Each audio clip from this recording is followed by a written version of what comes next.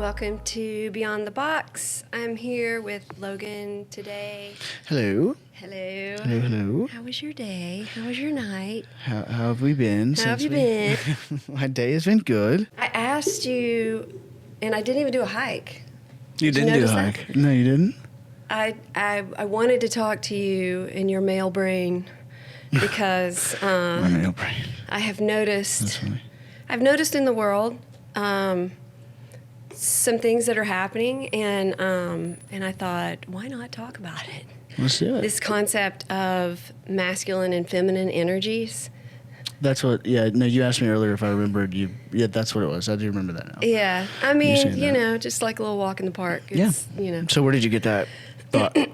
Where did this thought train? Well, I've just noticed in general, it actually started with me because, I've been on this train of self-discovery and with myself, and I've noticed as I've gotten older that, not that I've gotten more masculine, but I'm swinging more into my masculine side. This is a side note. It's funny. I asked my son yesterday. I said, "Hey, this is a random question, but are you around any girls that are like masculine, and are you attracted to them?" It's like, "No, Mom. I mean, why are you asking me this?" How old is he? 20. Yeah, He was like, "I mean, I don't like girls that are bigger than me, no." And I was like, he's not getting what I'm... Well, that's what I was going to say first, too, is that we explain for people when you say masculine and feminine energies. Like, I know what you're talking about, but I said broadly. energies to him, but he meant like, no, I'm not into bodybuilders. Yeah, I mean, that's what I'm saying. Well, stupid. But I mean, I think a lot of people that would, if you just said we're going to discuss masculine and feminine, the masculine, like if you did it like capital letters, like capital M, capital F, the masculine, the feminine.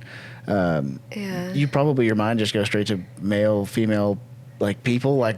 Yeah, of course. Of course. Like, no, I'm not into big burly girls, So I think just that alone will be interesting to get into, because Right. I don't think that's because I know where you're going with it as far as the capital letter masculine and feminine. It's just I've just noticed in general this whole like boss bitch era that seems to be kind of prevalent, especially in like the dating world. Yeah.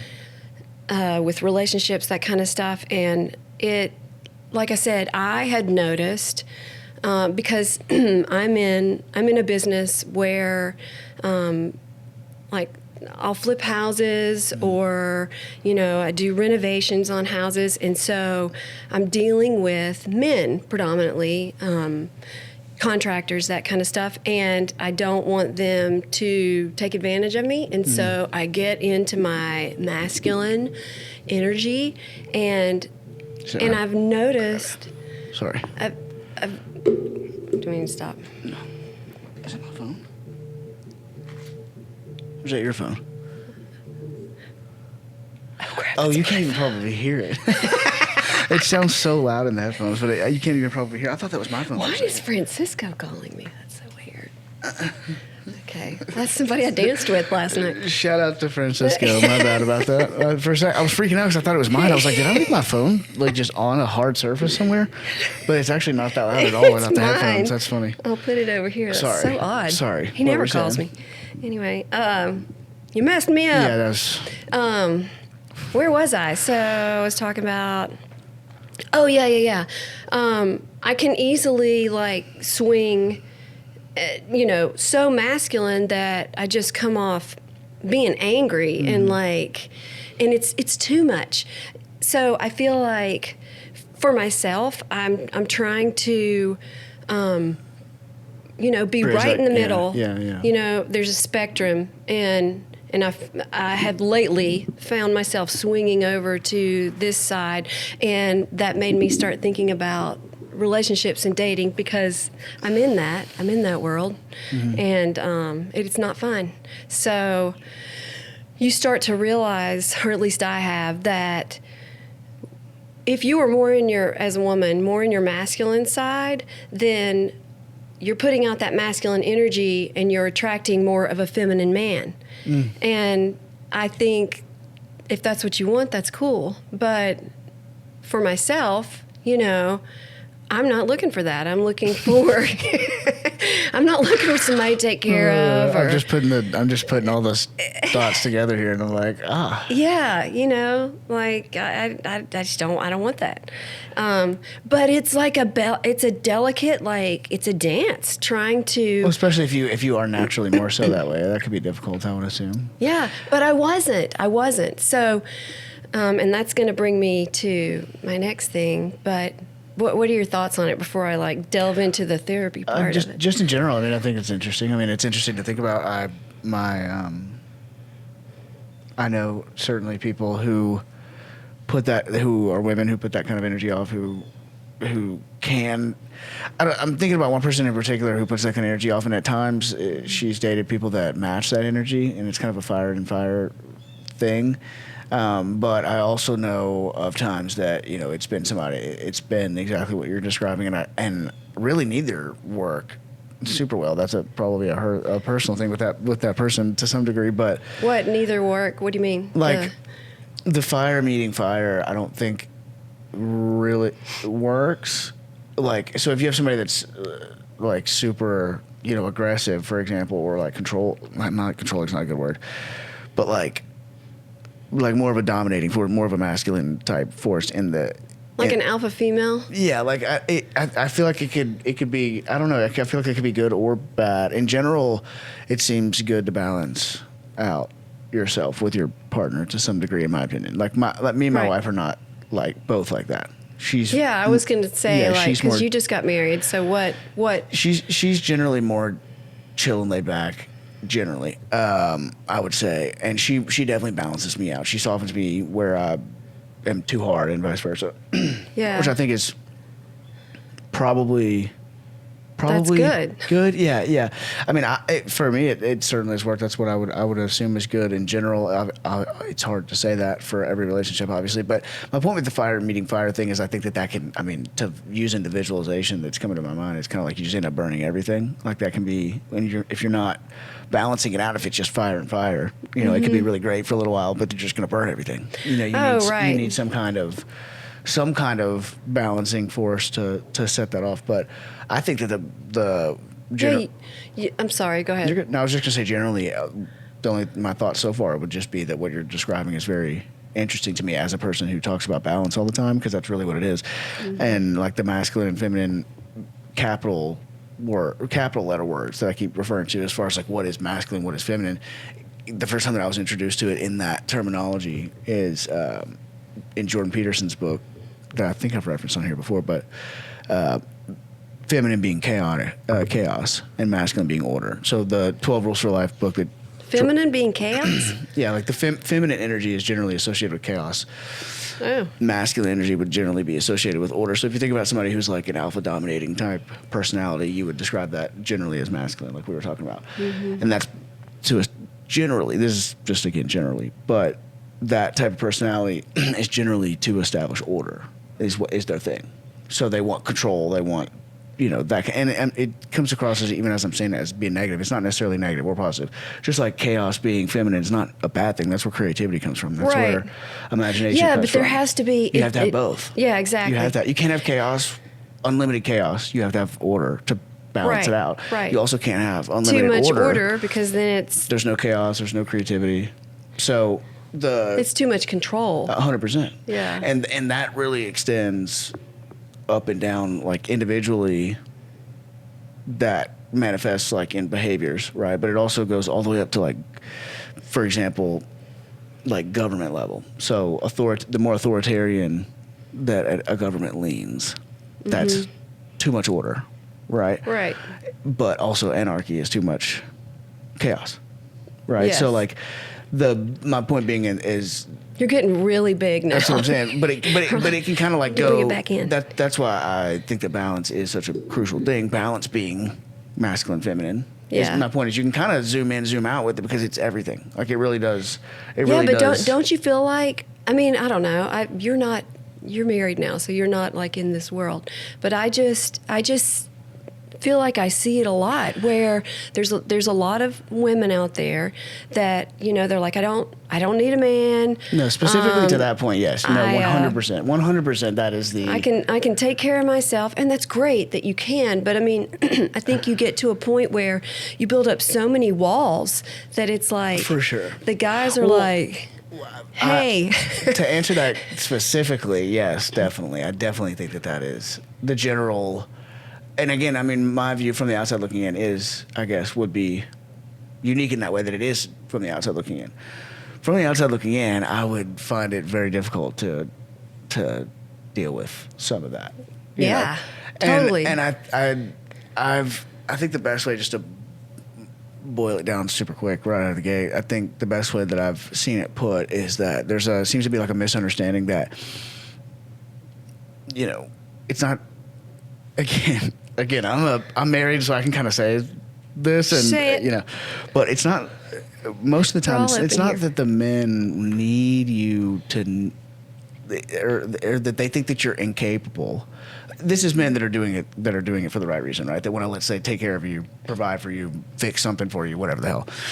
I feel like the attitude generally nowadays to what you're describing is that that's like offensive, or that's like.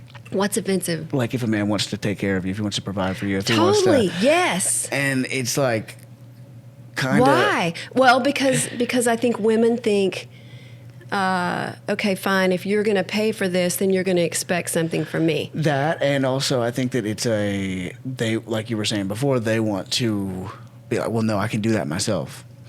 And my point being is that I think that's like a really fundamental misunderstanding where it's like, I don't really think that I don't even think that the man considers whether you could or not, really, honestly. That's not the point of why he's doing it. He's doing it because he wants to be of service, right? Right. Ideally. Well, hopefully, if he's in the right state of mind. Ideally. Of course, you deal with people that are manipulative and that will pay your bill and then hold that over your head. There are absolutely people that are like that, for sure. And I've dealt with that. For sure.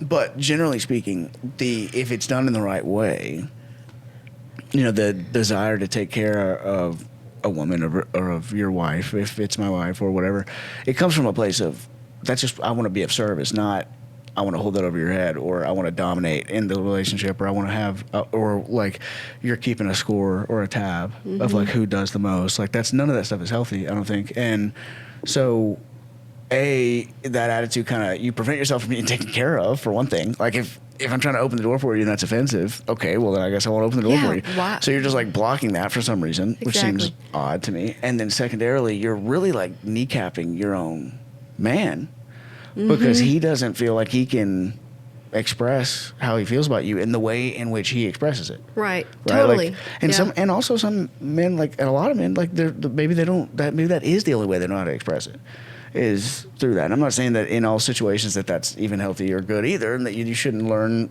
strive to express yourself in different ways. But if it's well intended, I think that attitude that you're describing can be a real problem because I think it's a hindrance for sure, especially women, like I said, that get to be so strong, so hyper independent that they get they grow a defensiveness towards it as well. Sure. And so if a man tries to reach out, tries to be a man or a gentleman and offer to pay or whatever it is, you know, she can get defensive like we had talked about.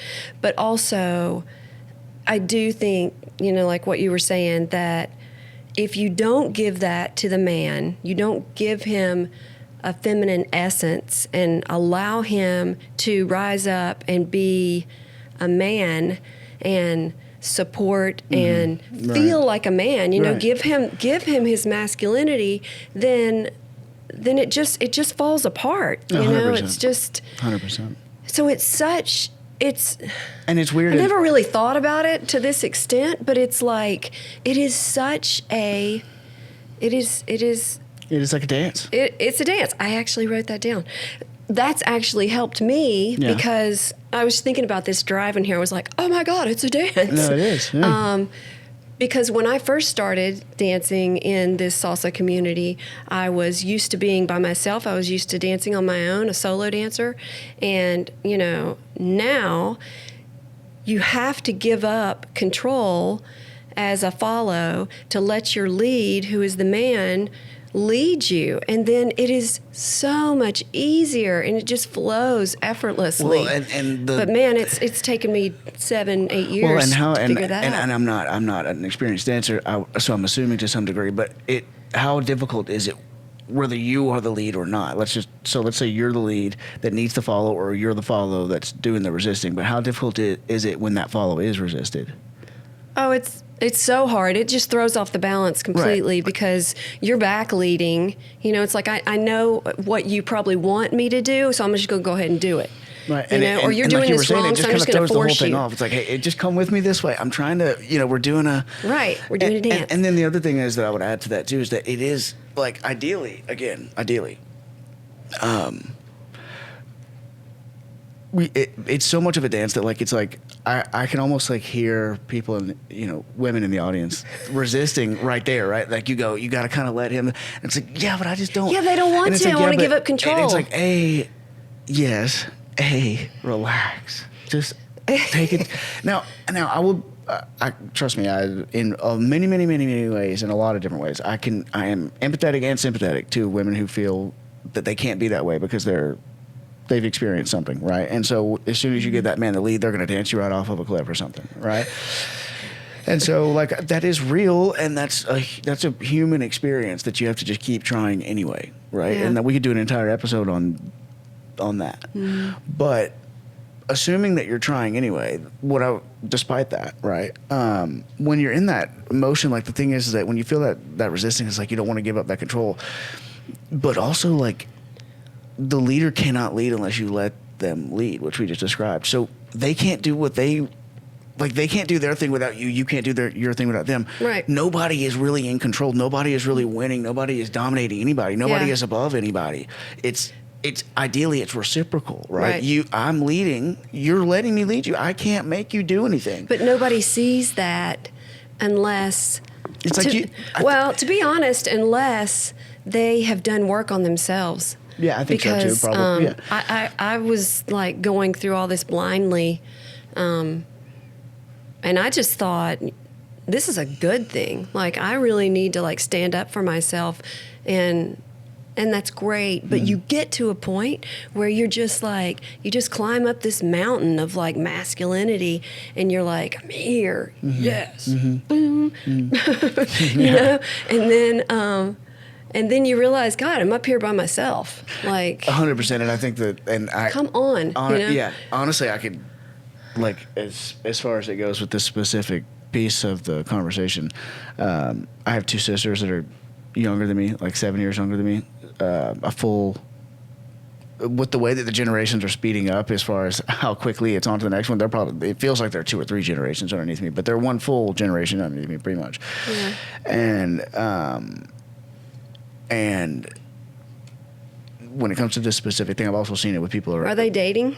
Yeah, one of them is the situation that I was describing earlier, where she's kind of tried it different ways as far as having a personality type that's close to hers, and that brings me to a couple things. She actually reminds me of somebody else that I know very, very much, and it's crazy because it's almost like looking in a time machine. Mm-hmm. I mean, they're almost the exact same person, but it scares me for my sister because the other person that I know that's that way, I've had personal conversations with her about.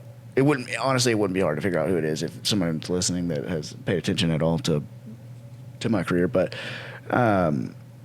it's a person that I've worked with a lot, and she's amazing. But I've asked her this on camera before, so I'm not saying anything I haven't said to her on camera. But I've asked her before, like, if you had everything that you sought out for, but your personal life that you're describing, because she was doing a podcast episode, and she was really struggling with some stuff. This was a little while ago, to be fair, but it was a cool moment because I've known her for a while. And I said, if you accomplish everything that you're wanting to accomplish, but your personal life is still the way that it is right now, your relationships are still the way that they are right now, would you make that trade? And she said no, which was like which for her was mind-blowing. For me, it was mind-blowing to hear her say that, because she would have said yes to that, it seemed like, by every indication. But the reality of it is, and this is kind of my point that I'm trying to work back to, the reality of it is that that's not fulfilling enough for a lot of people. And my major point that I'm making here is that it reminds me of my sister. Hopefully there will be progress made. She's a lot younger, but I think that they've been sold to some degree a lie, like with what you're describing. I think that they've been sold a lie, that a very general blanket rule that like these things will make you as a woman happy and fulfilled in the same way that being a mother would, or a wife would, or these kind. This is just very much my personal opinion, but it's not that you can't do that. My wife is in school for interior design right now, right? Like I would never, Awesome. I'm not of the opinion that she should not do interior design or work because she won't be fulfilled by that. That's not my opinion. I think that she should try the best that she can to have the space to do all of it. Right. Ideally. Yeah. And then if she doesn't want to do design because she wants to stay at home and be a mom, I would support that. If she wanted to go right back to work, I would support that, generally speaking, as well. Whatever she wants to do. But you're a good supporter. Thank you. But what I don't support is, if you don't want to work, don't work, and don't feel like guilty because you have to like be some CEO of some interior design firm one day, and if you don't do that, you're a failure. Who told you that? Yeah. You know? Yeah. Because that didn't used to be what was taught, and it's taught a lot now. And I think that it's good that it's there as an option. If that's what you want to do, there should not be barriers to that. Is my point, right? If that's how you, and I can only speak about this from a man's perspective too, which needs to be said. But I think it's good that is an option, that it's not frowned upon if that's what you want to do, build a business, those kind of things. But I also don't think that you should be. I also don't think you should be cornered into doing it when really you have no interest in that. And so what I think ends up happening is you get people, a lot of bitter people that have been sold a lie and are told this. You're is talking about bitter, like women? In this specific instance, but it happens with men too. Men do the exact same thing in a lot of ways. But specifically with what we're talking about right here, I guess my point is that attitude is very prevalent. Yes, the boss bitch attitude. I'm not going to let a man take care of me. I'm independent. I actually and I just even think on grew up some with, level it's just not in the long term. Like I think there will be a day when you just want to have that and you just don't, and you've built your whole life around the fact that you're too good for that. Right. And I just think in a lot of cases it's just not true, and there's nothing wrong with that. I agree. I think. I know that took a long time to get to that point. No, I get it. But it even, growing up for me with my mom, she was a single mom, and she always was like, you don't need a man. I mean, that was pounded into my head from an early age. You're independent, you can do this, and it does just sit with you, and so can I ask you about that? Yeah. Do you think that what is going on with my throat? Sorry. Do you think that, because I've thought about this some. Like I said, I have two sisters. I also have a mom who was divorced twice. I grew up like very young, and so I have and then a grandmother who kind of is my mom became a spitting image of. So there's a lot there, and then my wife. I think one of the reasons why we work the way that we do is because she also went through divorce, divorce upbringing, and that kind of thing. So, anyways, we had these kind of conversations a lot. But I've told her before. I think that my question to you is, and if not, that's fine. But I said, in my experience, I think that it's almost like a thinly veiled like hatred that is kind of disguised as a lesson, like oh no, men are no good, and it's like, oh you don't realize that, or at least I didn't realize that growing up. No, I didn't either.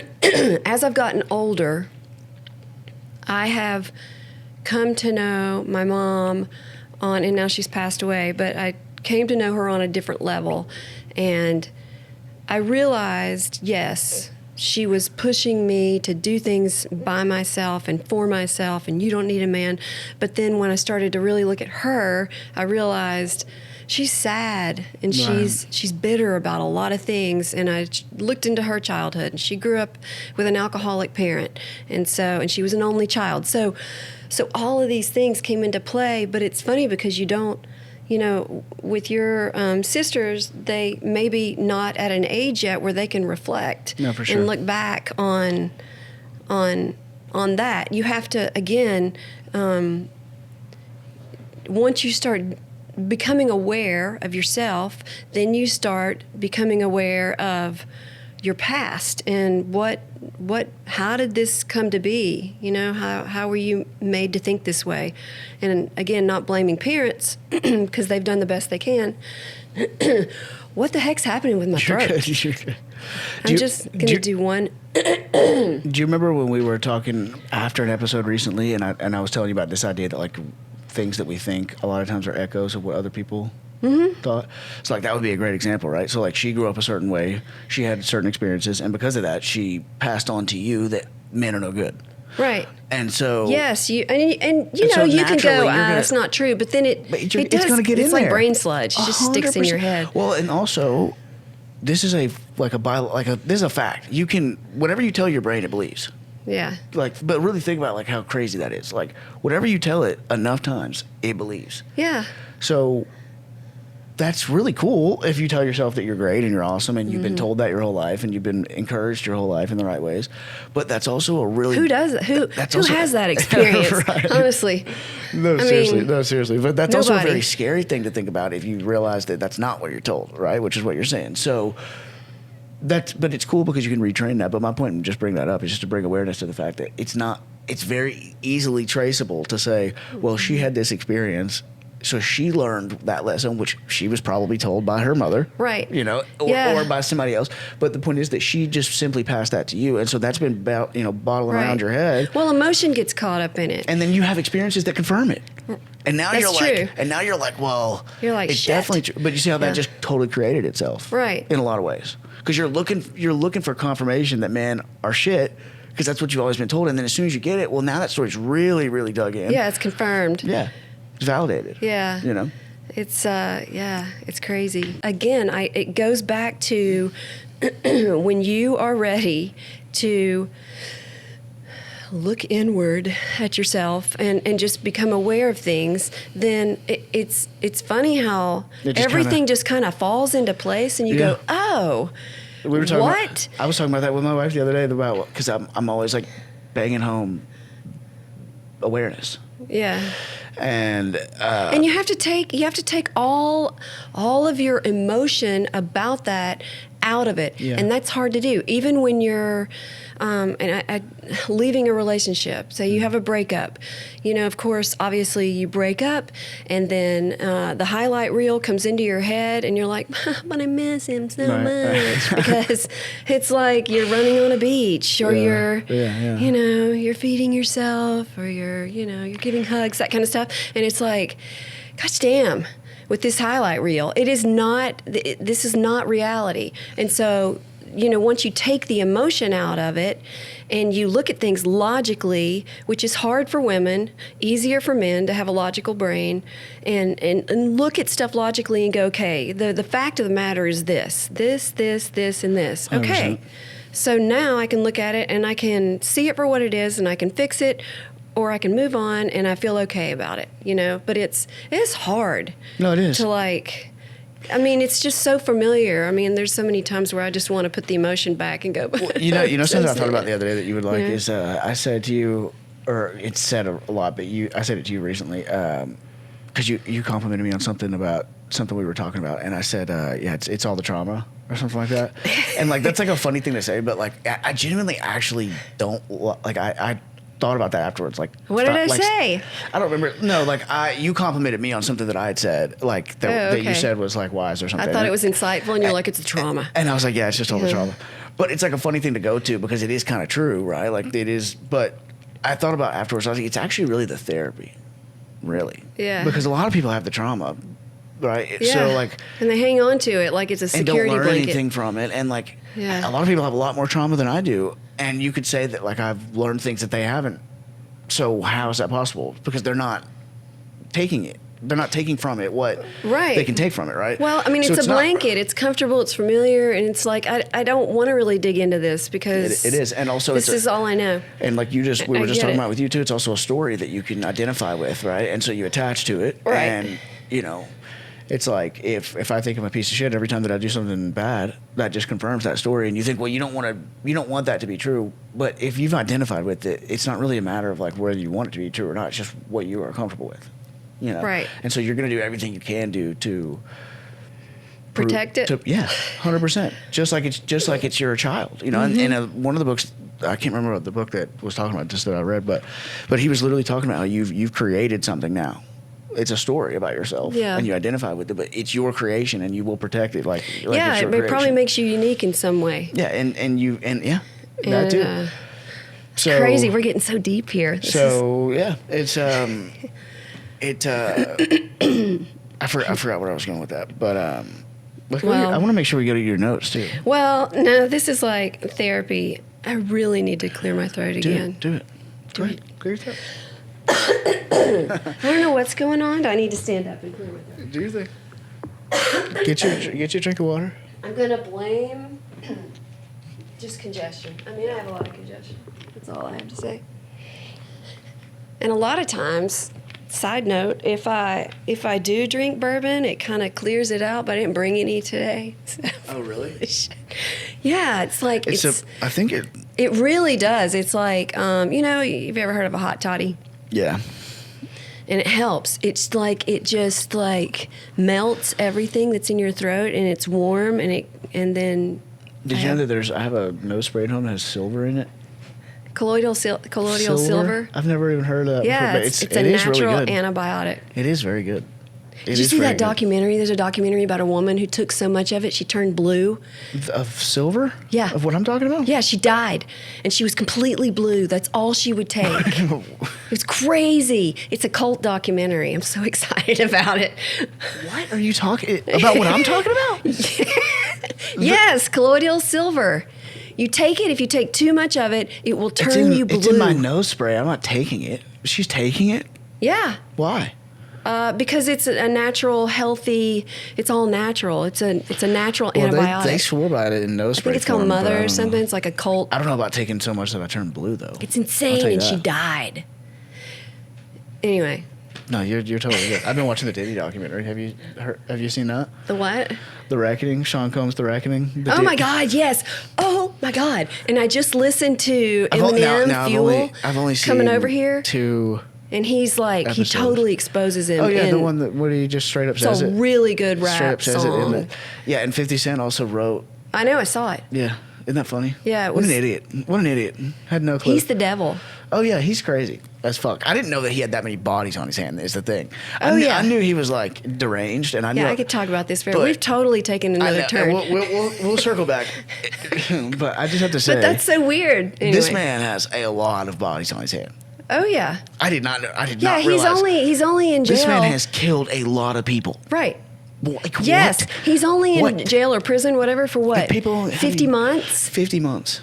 That's stupid. And this man's gonna be free. stupid. This man's I mean, listen, the sexual crimes are horrific. Do not get me wrong, but I did not realize the man had a lot. There's Biggie, a Tupac, lot. There's like a lot of bodies. ex. On his a lot of That them. other dude, Like that a other lot of dude, them. what's his How name? about the thing in the very beginning where they overcrowded the Oh, gym? yeah, yeah, yeah. Like 9 people died, and Yeah. and he was responsible for it. He got famous off that.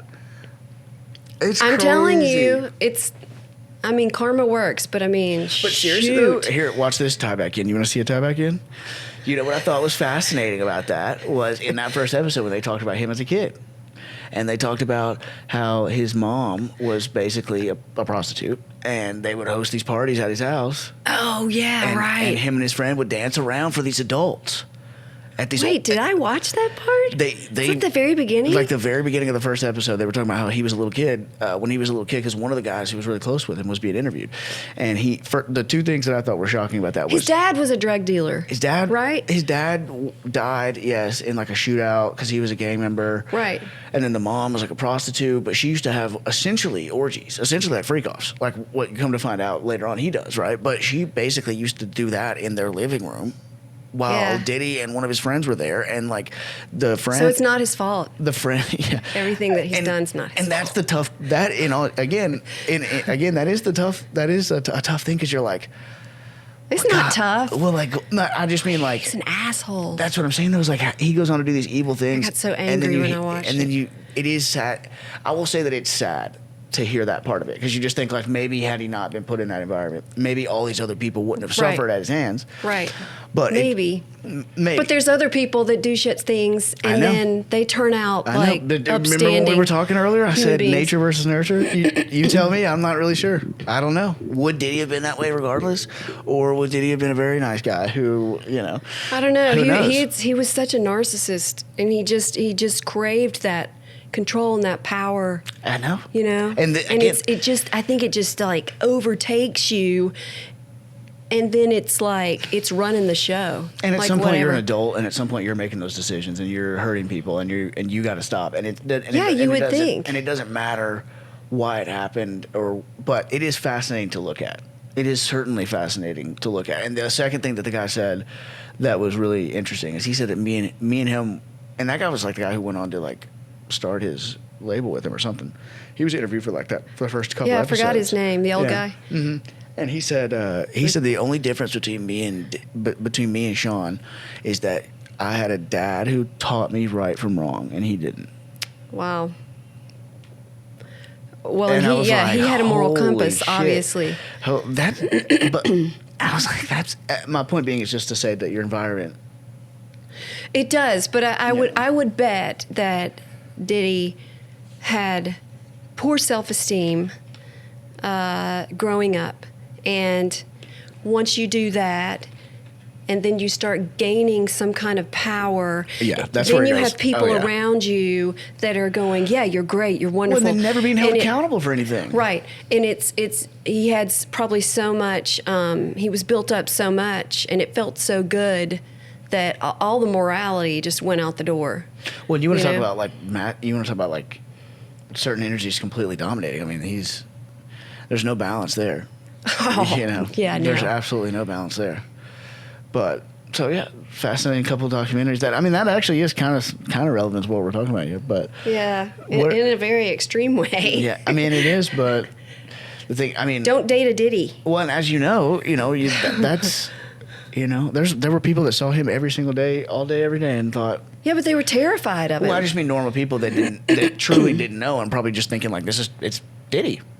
They would. My point is, they're not thinking Yeah. that somebody like that is even capable of something like that. Or they have no idea what he's doing 5 minutes after they stop seeing him. Maybe they did. I just mean like your regular everyday person that truly had no clue and is just thinking, well, he's rich and famous, he has it all. He would probably never act that way. Right. And the Yeah. point being is that it sounds extreme. And it is extreme. No doubt it is extreme. But there's some characters now. You gotta be careful around here. You know what I'm saying? Gotta be careful on these parts. You gotta be careful around these parts. You gotta know some of this. You gotta arm yourself, unfortunately, in certain ways.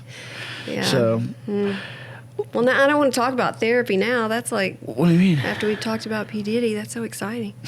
Now it's like Well, right, therapy well, corner. Jump into a good spot in your notes where you wanted to talk about. Well, I was just gonna did- say. in a weird way, it was. We did find a way to make that relevant in some way, but I think find a good spot to jump in. Maybe back there would be a good place to bring us back around. I don't know. Going back to what we were talking about with masculine and feminine energies, and how I had realized with myself that I was kind of swinging more masculine when I started to look inward at myself, and I started to talk to my therapist about it, and she was starting to put all the pieces together. I'm trying my best to get her on because she has these nuggets of wisdom, but she absolutely will not.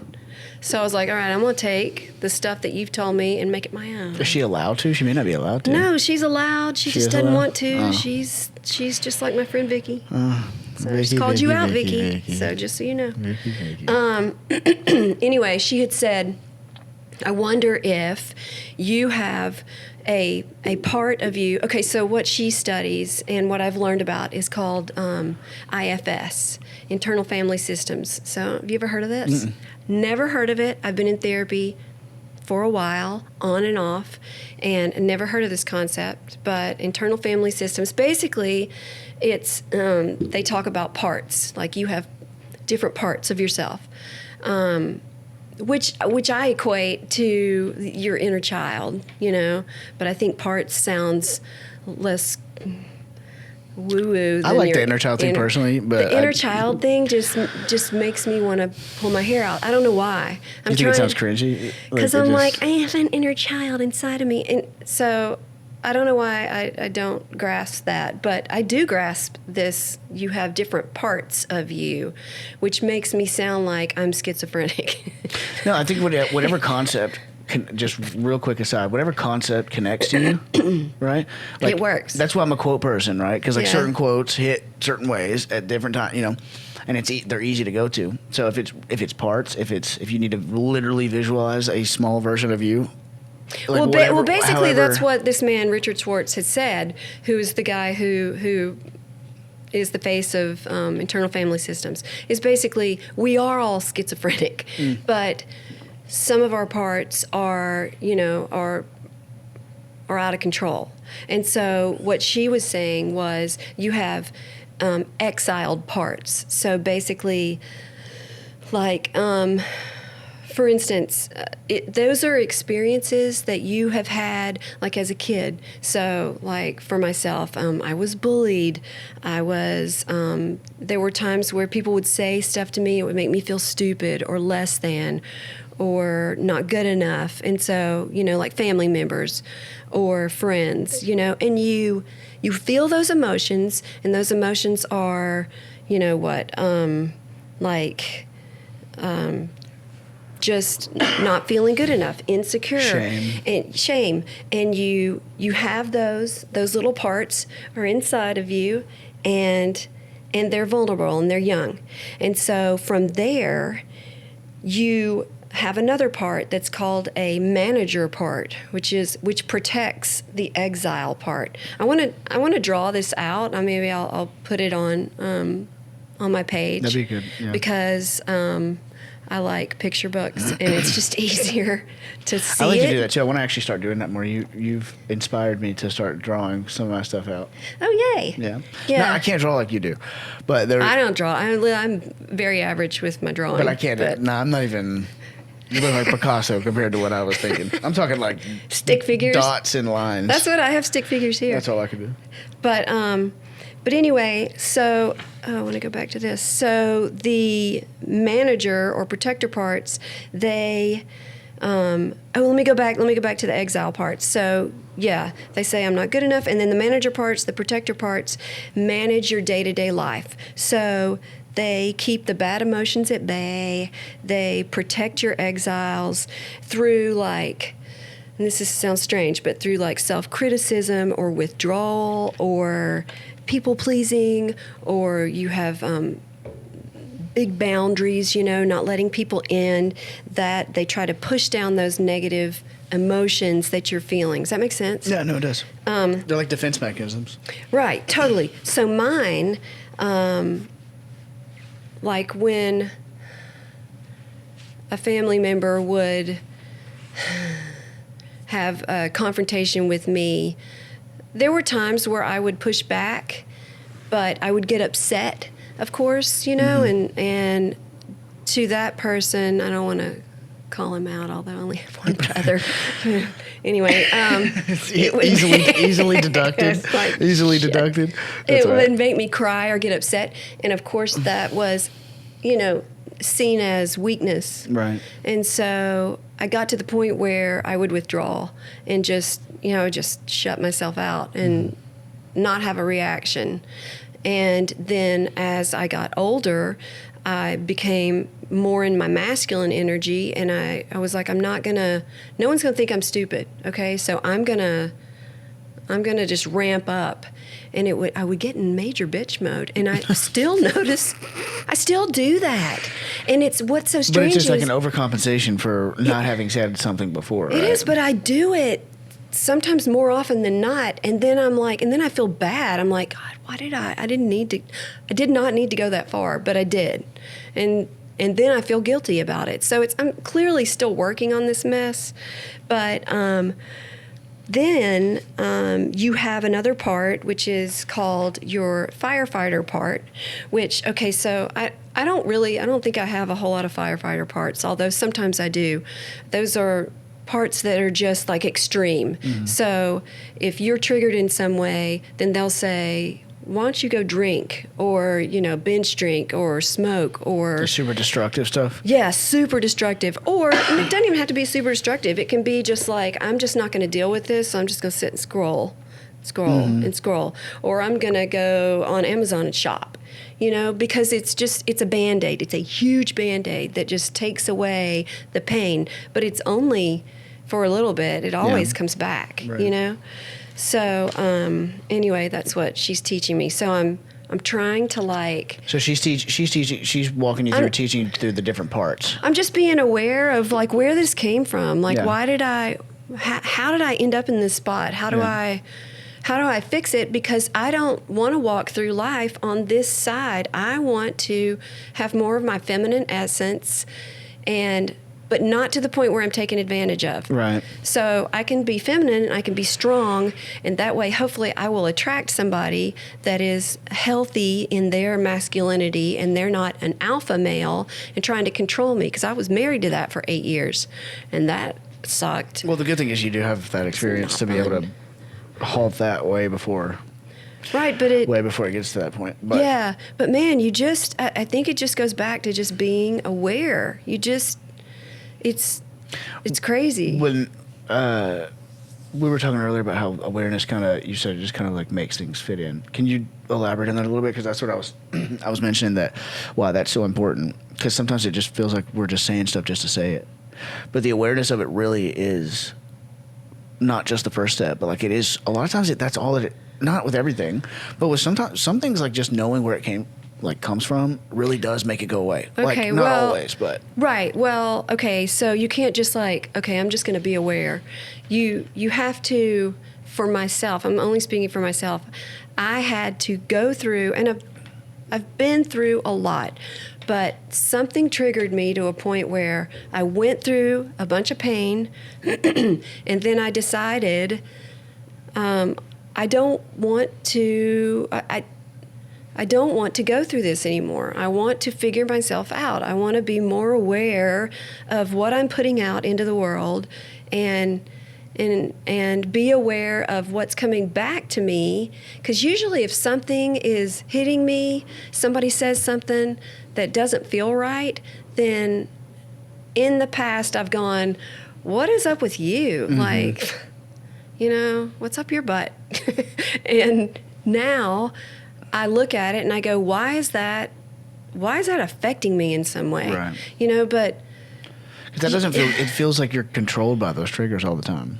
If you're not aware of them, if you don't know what's going on, if you're not getting into it. It's kind of a game at this point. Yeah. I'm kind of like, well, what can I learn about me today? You know? That is, it sounds cheesy, but that is the best way that you could look at it. There's and once that happens, sorry to interrupt, but once that happens, then you start becoming a lot more aware of other people around you. It almost turns on a sense of awareness that you can.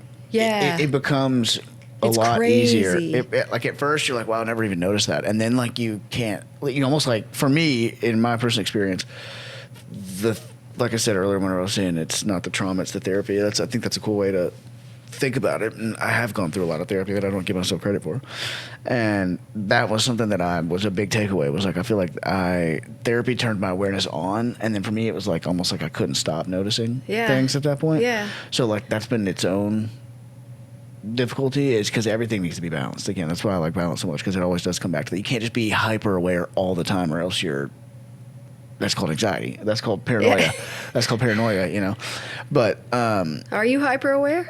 Yeah, for sure. That's partly where my anxiety comes from, is sometimes it's just not necessary to think all the time, and it's not, there's a depth that not everything. Sorry, I feel like somebody's out on my front porch. Are they? Is that just me? No, it's probably, no, I see what you're seeing. What is that? I see. Wait, there is. There is. Is there somebody out there? Yeah, I'm like, there is. am I getting paranoid? We're No, talking there about is. There is anxiety and somebody paranoia. Can I go look real quick? Yeah, you're just good.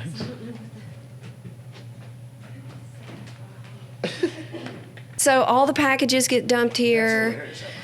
I mean, it's not. All the I bet DoorDash, that's all the food, and I'm Actually. like, this isn't Airbnb, and no one's here, and this is not where the food goes. Why does it look like this is crazy? Well, I hate to say, they're lazy for one. They just see it and they just drop it, and I'm like, I have to go. This is a 2. There's a 2 right here. You could be a 3. You could be a 1.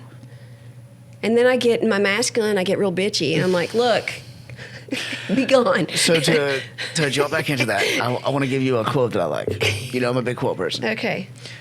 It's better to be a warrior in a garden than a gardener in a war.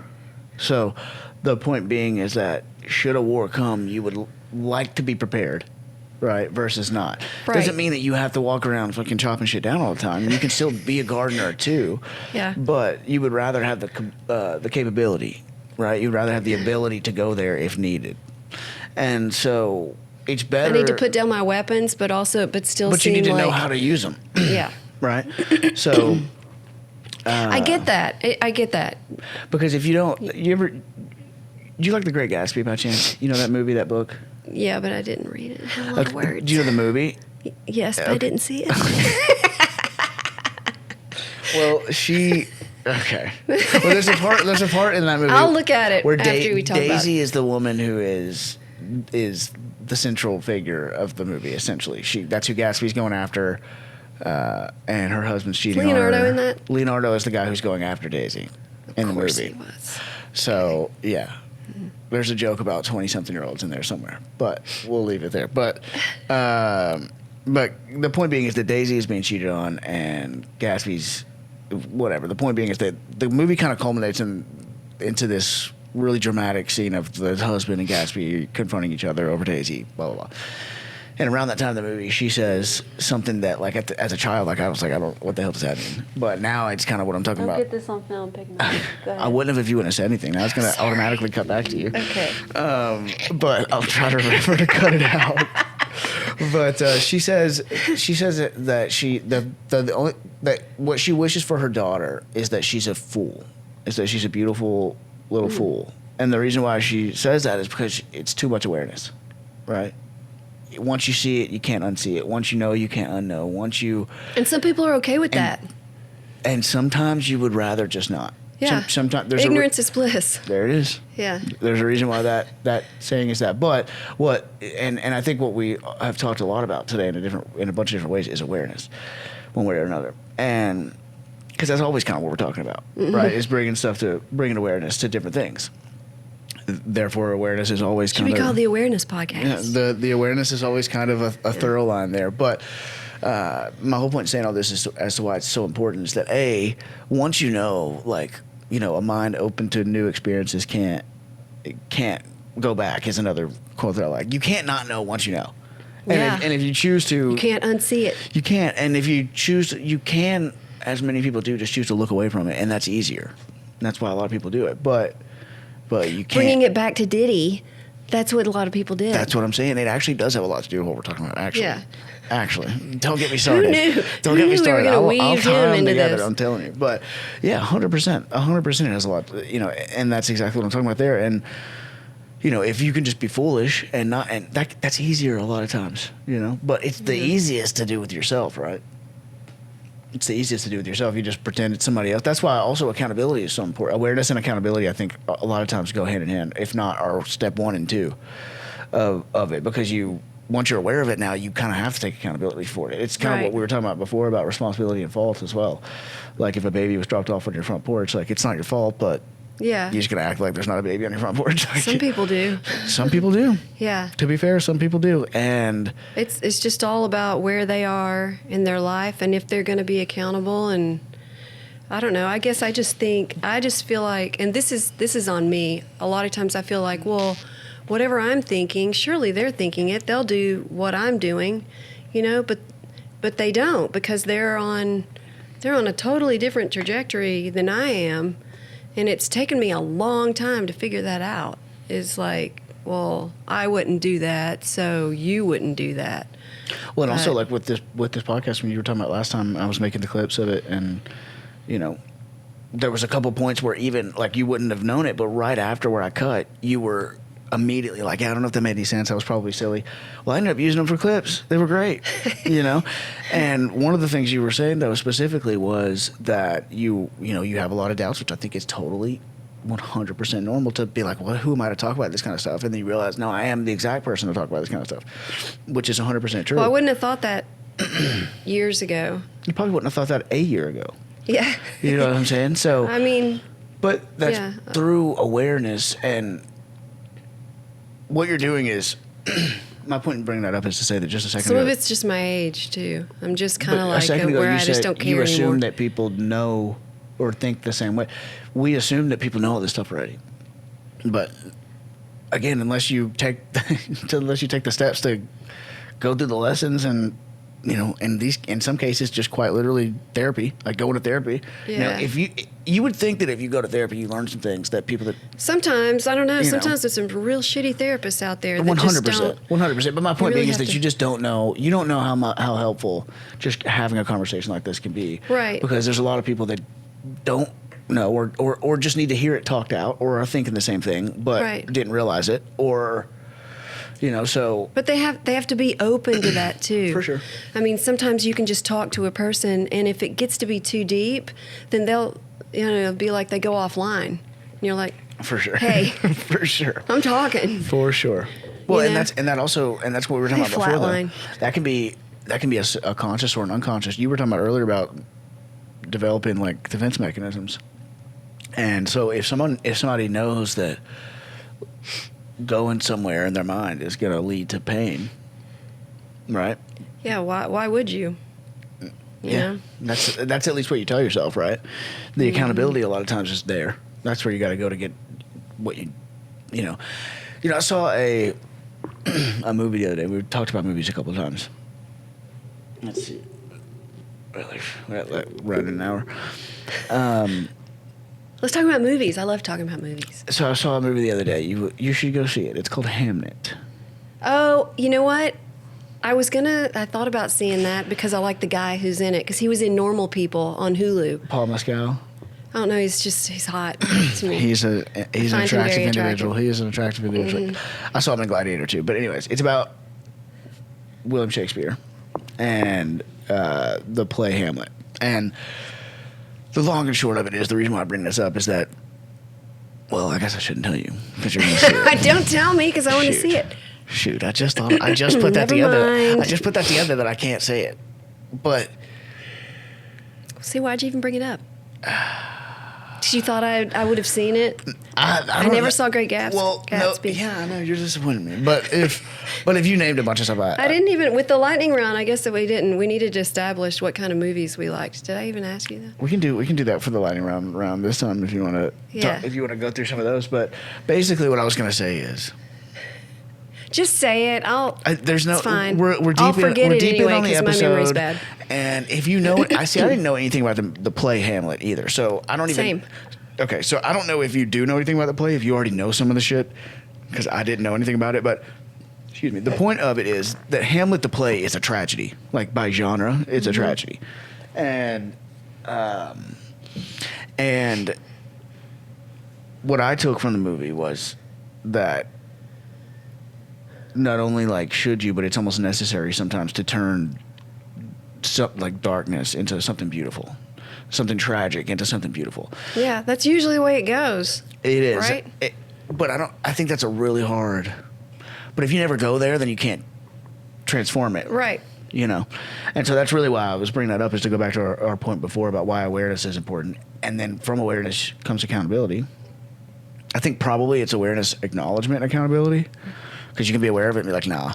Yeah. And just not acknowledge it, and then you're not going to take account. Yeah, and that can go on for years. It can go on. And guess what happens? Or a whole lifetime. And I was about to say a whole lifetime, but also Yeah. We think it could go on for a whole lifetime, like 100 years, or it could go on for years, and then what happens if it goes on for years and then you get hit by a bus in the meantime? Yeah, that would suck. Now your life just was. You never were aware. You were never accountable. You never changed. You never found out why you were upset by things. Yeah, you want to live a full life. And so that's why. That's not a full life. Yeah, it does not hold you or you got hit by the bus in that particular case. But the point being is that it's important. I think it's really the point. That's the whole gist of today. You can put it off, but I think what you've been going through and what I've had the privilege of watching, I will say, of you go through is just discovering these things in real time, and it's really cool to see. Like your awareness has gotten so much more. Well, you helped me. I mean, you came into my life and we started this, and it's but even before that, I was on this path. You would have never even been open to having that conversation with me, and like I told you before, I gave you a lot of credit for whether it be one thing or three things or 4 or 5 different things. There were some obstacles right out of the gate. You would have had every reason not to do this. And by the way, we were talking about stories and validation, right?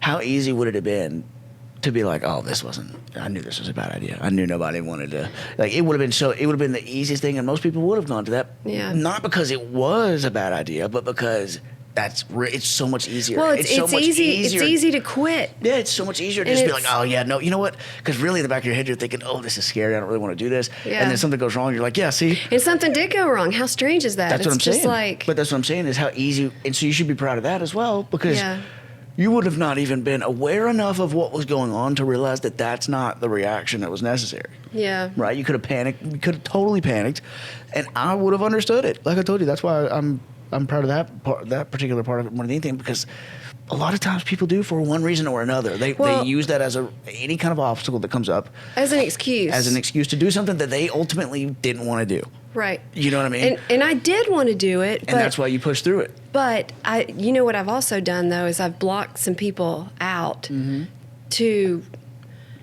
so I don't have to hear, I don't want to hear the noise. You know, it's like, okay, I've decided I want to do this. This is scary.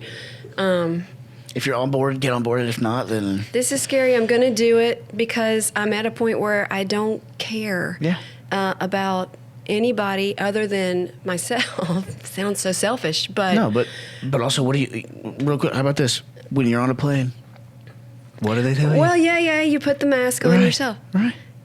Can't pour from an empty cup. I could give you a million different examples. Yeah. Right. Did you learn that in therapy? I don't know where I learned that. Probably. You're like, I learned it on a plane. But that's an easy one, though. Because, that's an easy one. Because almost everybody's been on a plane, and they'd always tell you that. Why do they tell you that? Because you can't help anybody if you're passed out. Yeah. But it's taken me, like I said, I was called selfish a lot. I was just about to say also how much easier is it for the people that are manipulating you. Yeah. Whenever you start to be wise to it, they go, oh, you're just being selfish. And then you go, don't be selfish. Oh, shit. Don't be selfish. Do this. Don't be Yeah. selfish, And it stuck with me like freaking brain sludge. And it, it worked. It's you know what I'm saying? It worked. But manipulation is effective. It was very effective. Especially if somebody good at it. And yeah. So I don't know. But I think that here we are. And I'm talking a lot, but I think that everything that we're talking about, why it is important, why you do it anyway, even though it's harder or it's easier to just not be aware, and even if you are aware, it's easy to not be accountable, and all the things is like the reason why you have to do it is because there are people like that. Ultimately, if people like that, manipulators, right, takers. If nobody was like that, no need for defenses, no need to learn. Yeah. No need to learn how to identify somebody like that and get them out of your life as soon as possible, because there's nobody like that, so no need. So you're good. But unfortunately, there are. Well. And so the moral of the story, I think, is just, if you're ready to figure yourself out and look into yourself, and then do it, because it honestly just like. I don't know. It's wild. It makes you feel like a different person. I feel like a totally different person than I was, a year and a half ago. And a lot of that is just purely the awareness you added, you think? It's crazy. Because it's like a totally different lens to look at life. It's just a mind thing, you know? And like, you ever been, this is a weird example. You ever been around a bunch of people that have been drinking and you haven't been drinking, for example? It's kind of frustrating. Yeah. You know, at times. Well, you just see different things. Yeah, for sure. So it's kind of funny, but it's kind of like, I'm embarrassed for you. So you kind of have like awareness goggles on. Right? Yeah. Instead of drunk goggles, you have awareness goggles on. You're walking around. Yeah, it's cool. I mean, if everybody could do it, it would be nice. Well, and it's so powerful that you feel the need to try to bring people to it like you already know. But you can't have hyper awareness because then you're walking around, everybody's judging. You're like, well, you shouldn't be doing that. And that's why it all comes back to what? It's balance. It's balance. Yeah, indeed. I'll write a book. I'll send you it whenever I'm done with it. That's what I want to write a book about. Seriously, This is all about balance. It's balance because it is. It always comes back to that. And yeah. All right. I feel like we're. You want to do a lightning round? Oh yeah, just a little. I don't really have a whole lot of questions, but I do have one. And this is so random, but what would be your go-to karaoke song? Oh my god, I've never even done karaoke before. Really? I feel like there's a side of me like that would be very. Would get into it. Oh yeah. Yeah. But I've never done it. But you should. Oh god, I have no idea. This is the place for karaoke, you know, in Nashville. I just yesterday. For some reason. Oh, no, it's because I've been seeing that. What's a good song? You know what came to mind? Because I've been seeing, you want to talk about the power of repeated messaging? The first thing that came to mind was Sweet Caroline because I've been seeing those commercials. Oh, God. Because I've been seeing those commercials for that movie that's about to come out. Speaking of movies, too. Hamnet? No, on Christmas Day, there's a Hugh Jackman movie where he's playing Neil Diamond. Oh, okay. Yeah. Please don't let it be Sweet Caroline. I don't care for that song. I've been seeing that over and over again. That's the first thing that came to mind. If I had to pick a karaoke song. Oh Do you want me to go first? Yeah, you go. Okay. Well, my first one was Dreams by Fleetwood Mac because for one, I liked the words because the words were like poignant to me. And then I did sing it a couple of times under the influence. And the first time I felt like I nailed it. But then the second time, was the under the influence that have anything to do with it? Huh? The under the influence part, though, that have anything to do with the feeling like you nailed it? You think, or Yeah, maybe. I don't know. Maybe not. Maybe you just killed it. Maybe. To be fair, maybe I you needed just a little killed liquid courage. The second time, I was like, I'm not hearing it too well. But both of them got filmed by my good friend, and they immediately got deleted. I was like, no. No. But we could, you know how we could use that now. No, we you could use not that for use such it. good content. No, but there's another one. Like last night on the way to Plaza, I was singing Styx, Too Much Time on My Hands. Is that it? Like a damn fool. You know that song? You don't know it. You have no idea. I know the first one for sure. Oh my God, you're so young. Anyway, it's a good song. It's a good song if you've had some alcohol. So that's gonna be my next one. I guess I'll go with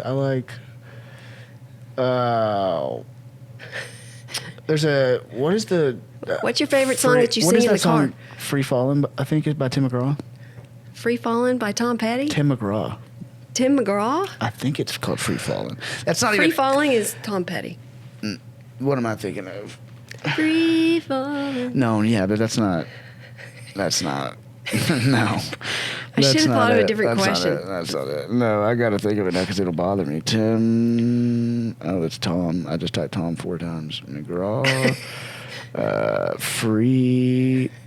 It's got to be... It's not. I'm waiting for it to pop up. There's no way. Nothing's popping up. There's no way. Okay, well... You know what's so funny? Live Like You Were Dying. What is wrong with me? Live Like You Were Dying? Yeah. Is that Bon Jovi? Why was I thinking I bet there's people out there punching stuff right now that I said Free Fallin'. And it is funny because the first thing that came up was Tom Petty, Free Fallin' anyway. That's embarrassing. It's for you. Live Like You Were Dying. That's the first one that came to my mind. Okay. All right, we're going to go to Palace on Saturday night in the front room. Showing. There's karaoke, so... Yeah, Meredith is trying to get me to come out and dance and sing, and she's trying to do all kind of stuff. What she doesn't understand is that she texts me at 8 p.m. I'm already asleep. Listen, subscribe, please. Share this with someone who may enjoy it. We may have... We don't want to get ahead of ourselves, but hopefully the new year brings lots of great things to this podcast, and I appreciate you very much. If you're watching this and if you have any questions, you can type them in my Instagram page. Yes. Nothing nasty. Send Meredith. Leave that all to yourself. The rest nice of it things. though, send to Meredith. Comment on something. Engage in any way. It really helps more than you guys know. Yeah. Okay, bye. Okay, bye. That was fun.